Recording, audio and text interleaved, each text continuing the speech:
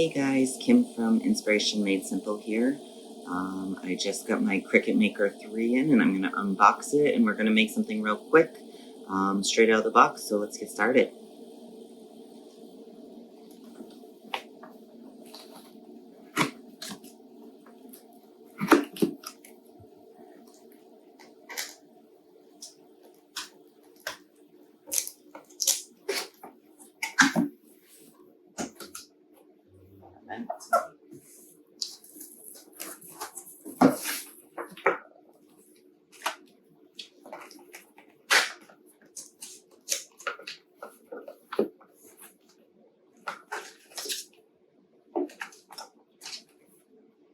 Some smart vinyl right in the box.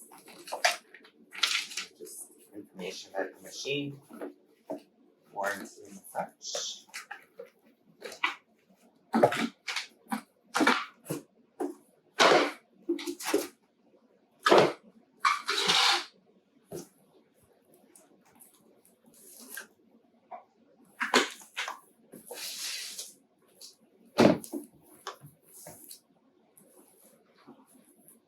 Also have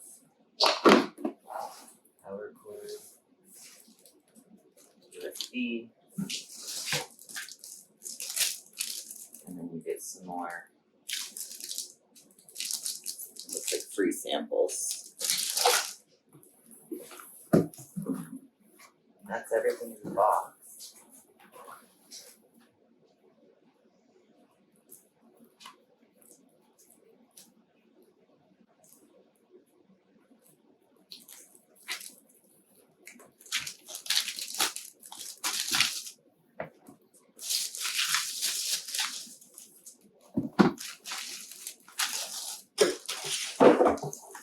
And then the power cord goes right here.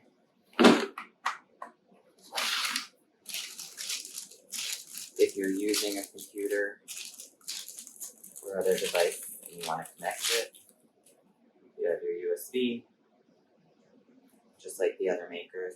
Puts it right there. Looks like the machine is very similar. It has a spot for your tools, and it pops open. Comes with a standard blade.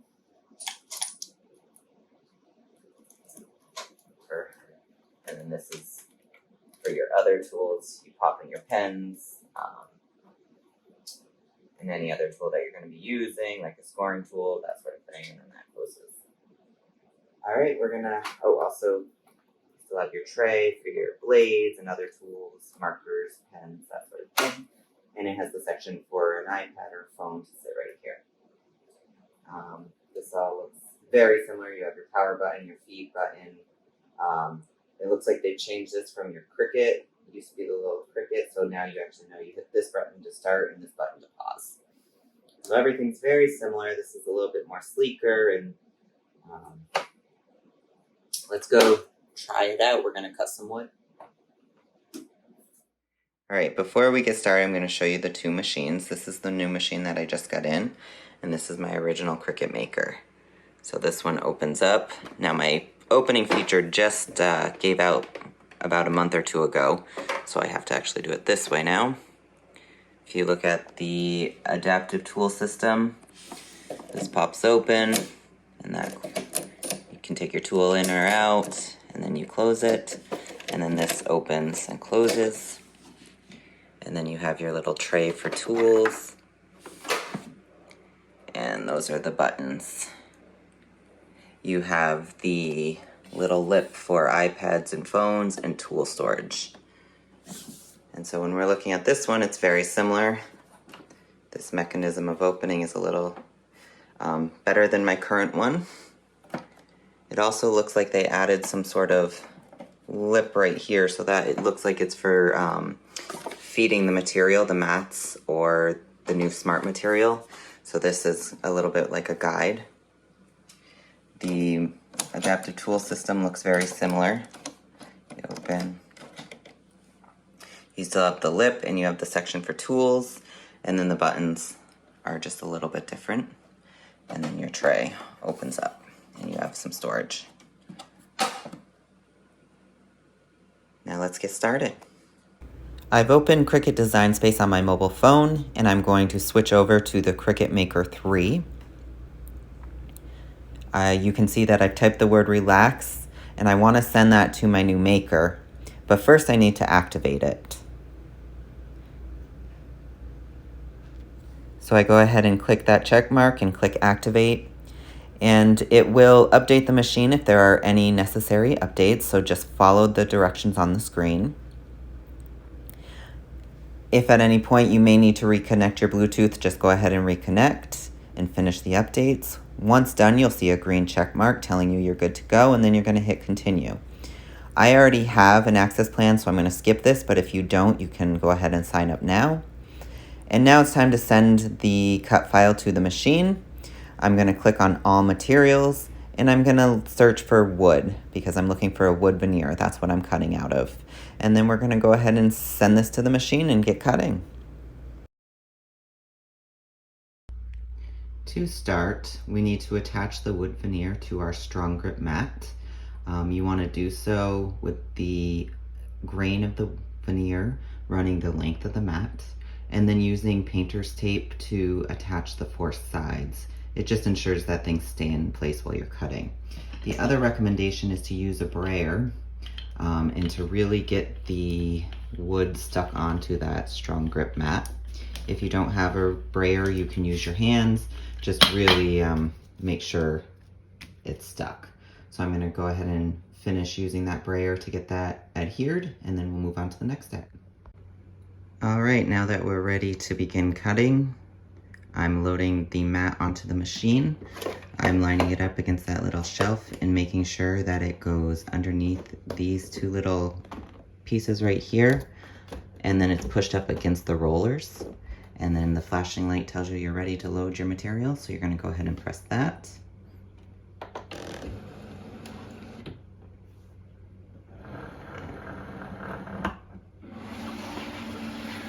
Just checking to make sure everything's good, and then the cutting will begin.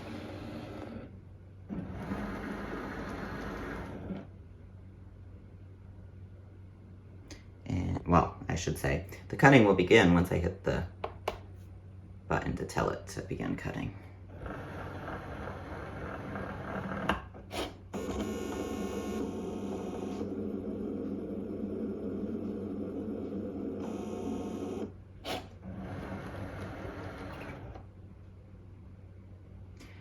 And from what I've read, I have the wrong blade in the machine.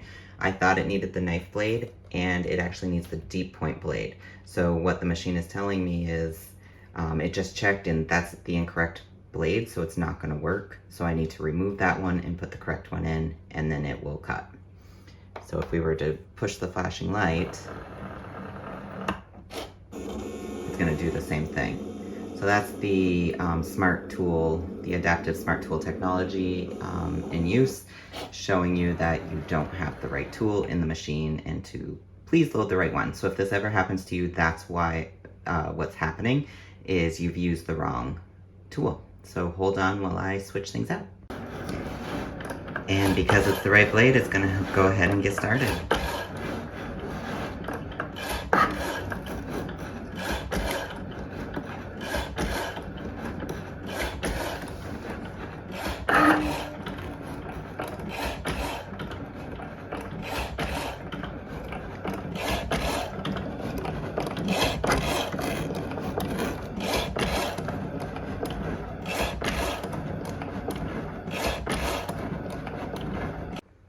All right, now that I have the correct blade in the machine, we're gonna go ahead and push the flashing button again. It's gonna double check that I do indeed have the right blade.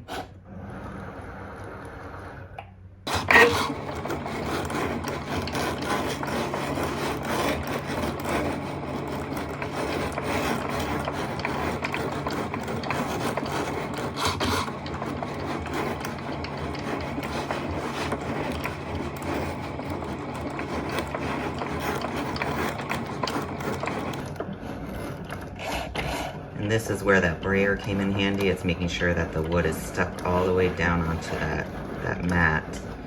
You can see the inside of the E did pull up.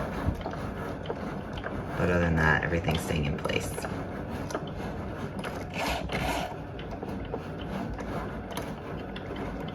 The wood is thick, so the blade goes around several times to make sure it's cut all the way through.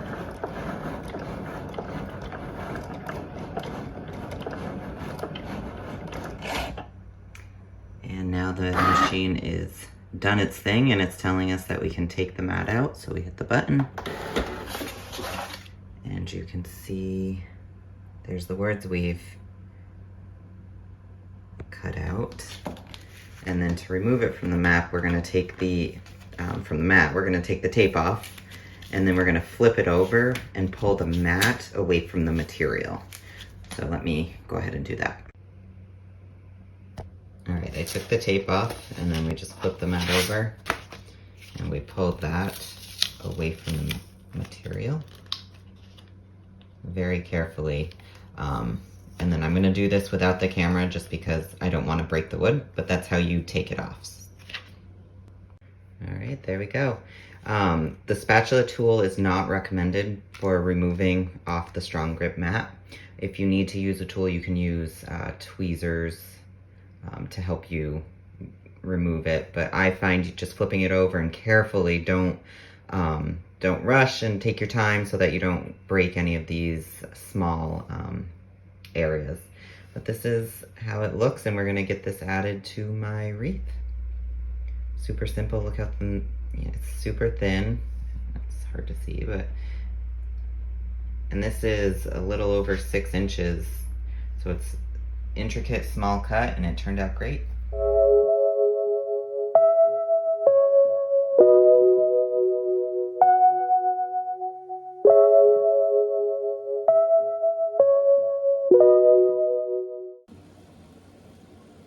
Excuse me. Can you come over here?